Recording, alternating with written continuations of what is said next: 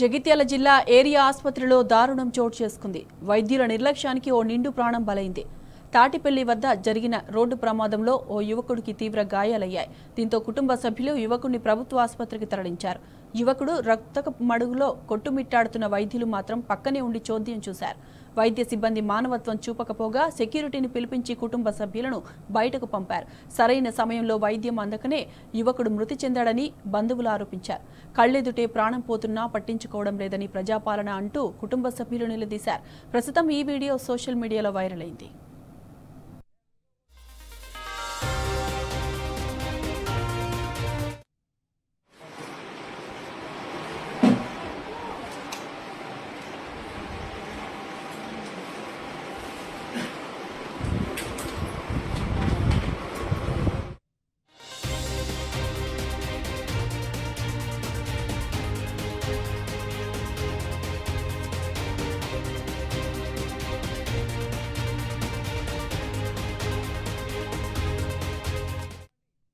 ఇదే అంశానికి సంబంధించిన పూర్తి డీటెయిల్స్ మా ప్రతినిధి సందీప్ అడిగి తెలుసుకుందాం. సందీప్, చెప్పండి, అసలు యువకుడి మృతికి సంబంధించిన అప్డేట్స్ ఏంటి? అసలు ఏం జరిగింది అక్కడ? నిన్న రాత్రి 7:30-8 గంటల ప్రాంతంలో స్నేహిత్ రెడ్డి అనే యువకుడు నిన్న తాటిపల్లి ప్రాంతంలో జగిత్యాల రూరల్ మండలంలో ఆయన ప్రమాదానికి గురయ్యాడు. ఈ క్రమంలో వెంటనే కుటుంబ సభ్యులు స్పందించి ఆసుపత్రికి తీసుకొచ్చారు. అయితే తీసుకొచ్చిన క్రమంలో మనం ఒక్కసారి విజువల్స్ లో అబ్జర్వ్ చేస్తే అక్కడ పూర్తి స్థాయిలో స్టాఫ్ అంతా కూడా ఉన్నారు. కానీ ఎవరు పట్టించుకోకపోగా అప్పటికే ఆయనకు కాలుకు సంబంధించి పూర్తిగా బ్లీడింగ్ అవుతుంది. అయినా కూడా సిబ్బంది పట్టించుకోలేరు.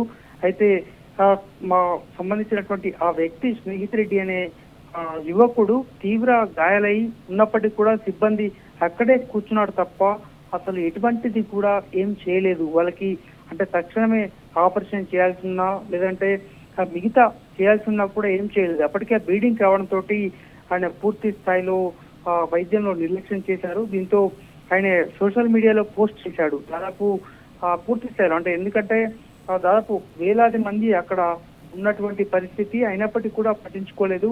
దీంతో ఆయన అక్కడికక్కడే మృతి చెందడం జరిగింది. అప్పటికైనా కూడా సిబ్బంది పట్టించుకోకపోవడంతో కరీంనగర్ తరలించారు.